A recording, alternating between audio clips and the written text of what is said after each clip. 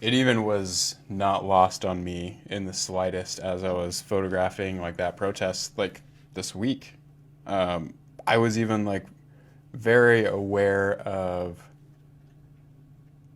looking back at the photos that I took. I was like, Yeah. this tells a story, and there's a very direct like narrative that's being told here. And like I was even thinking about that myself, and I was like, how much of this is influenced by my own bias? And Right. like that was kind of hard to even confront a little bit because not that I think that like they need rationalization for like this protest, but just thinking of solely the idea around like how you can manipulate the context of an image based on how you crop it Oh, 100%. And like, or or it's like, oh, how I'm you going to edit. shoot this with the telephoto and really compress the people in. So it's like, They look oh, it looks like there's closer. a ton of people, but Yeah, maybe if you used a wide angle lens, it's totally different. exactly. And like just even like angle shots, like the particular shots of like, you know, the way that you represent people.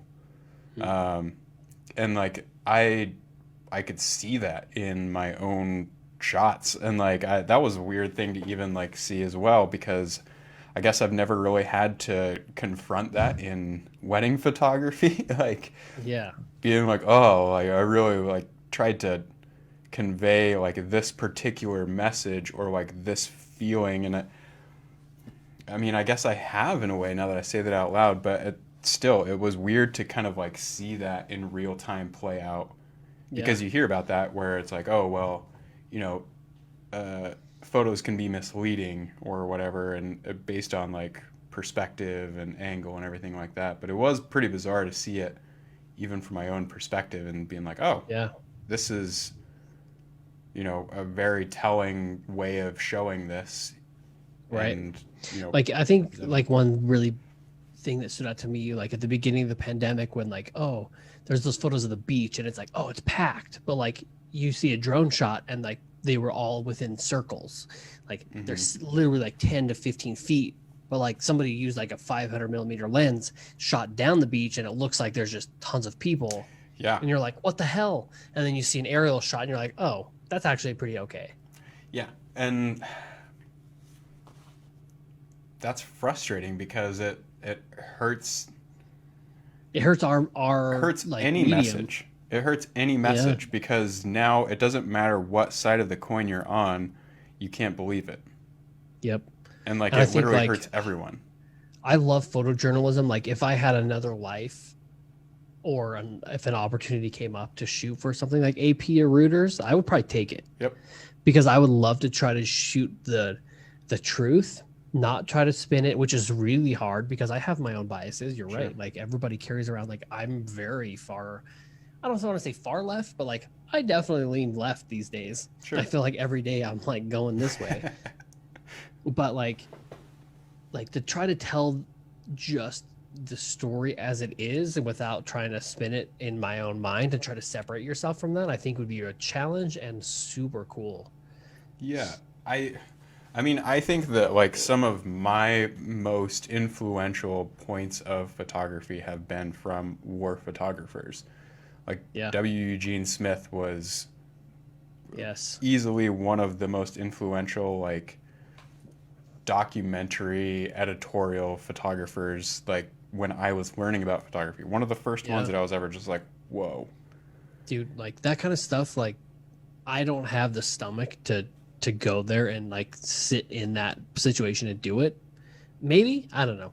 I'd like to think I do, but like, oh man, it's so cool to see photojournalism in its purest form. Like the New York Times Instagram account is so good. Yeah. So good. Like the year in photos that they put out every year, like I go through this like roller coaster of emotion. Like you're just like, oh my God. Like Pete Souza. Did you see his documentary, by the way? Sorry to I derail haven't. that conversation. I haven't. So Pete Souza was the photographer of Obama's Yeah. administration, and Yeah. then Reagan also, I think. So he literally like was the photographer for like the most influential like Republican and Democratic president of Mm-hmm. like the recent history. And like that, I suggest anybody that's watching this stream, please go and find that documentary. I What's it called? think it was on Peacock. I can't remember where it's at. Watch it. Like, Find it real fast. it's emotional on so many levels, and like his perspective of like just telling it how it is, just like these are the facts, this is how it's happening, and the unprecedented access he had to Barack Obama was insane. Like he was like, I'm not going to do this unless you give me full access, and he's like, cool, let's do it. And it was the moments he captured, like the little boy who was like, your hair's the same as mine, and like was touching his hair, and like that Yeah, moment of like that was a powerful representation photograph. matters. And like I died, I cried so many times during that documentary. It was insane. Yeah, it It's looks. so good. It's called The Way I See It. The Way I See It. Yep, that's Yeah. right. Yeah, I'll have to watch that. I'm a big fan of Pete Souza's work. Dude, I would his love book, to talk to him like someday. Shade, which Jenna got me for my birthday. Let me see if I can find it. I've got a bookshelf right here. Here. So he put out a book this year, or was it the end of last year? It's called Shade, and it's basically just like a contrast of he. So he prides himself on being a documentary photographer, right? Mm-hmm. I don't have an opinion. I just shoot the facts. He changed that stance over this presidency because of obvious reasons, but like it was kind of like a tale of two presidencies. Like sometimes it'll be a tweet and then a photo, or like two different Yeah. photos. Like That's but kind like of how it's like his usually his Instagram just a is. contrast. It's like, I don't know, man. The photos in this book are incredible. The photos in the documentary incredible. Like, it's so cool. So also, like, I'm gonna like, say like, look at that, dude. Like, get Dude, real. so good. And he, like, I'm sure you've all seen the photo of Obama putting his hand out waving, and it's like the rainbows coming out of his palm. Yeah. Because like that kind of documentary style. Dude, nuts. Photojournalism, like you got the shot you needed for the whatever, like I'm covered, and then you go and find those amazing photos. Like there was a picture of Trump speaking, and somebody found the exit sign and took a picture of him after he, like, it was like, oh, the election was over, and the next photo that was published essentially was like Trump, and then there's a huge exit sign.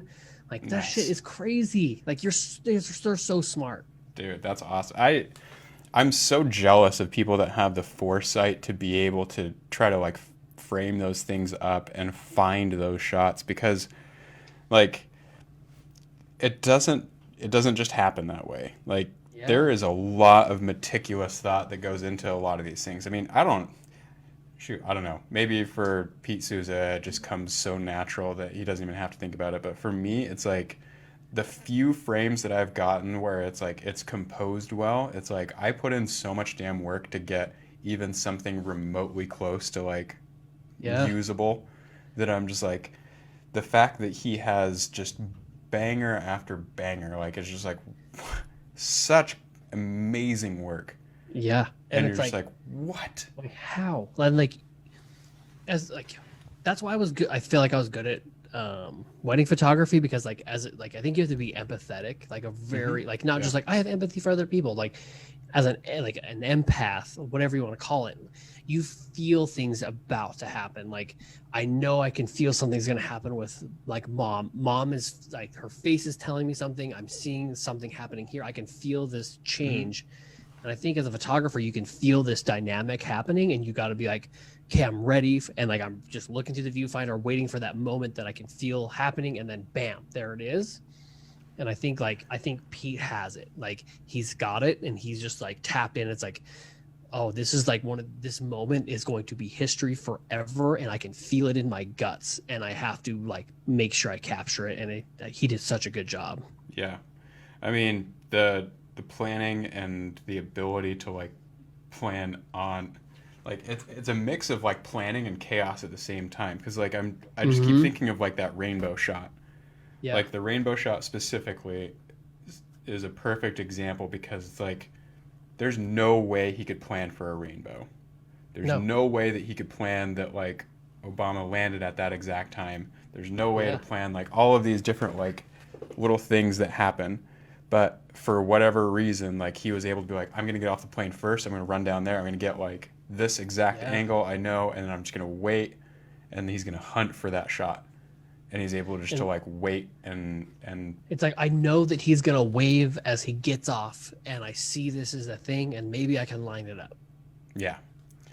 It also always makes me curious. I'm like, how many frames did he fire in order to get to that shot? Oh yeah, I it's mean, got to be like, hundreds, right? I don't want to discount Pete Souza's work, but I wonder if he like sprays and prays and just hopes that he gets like some amazing shot.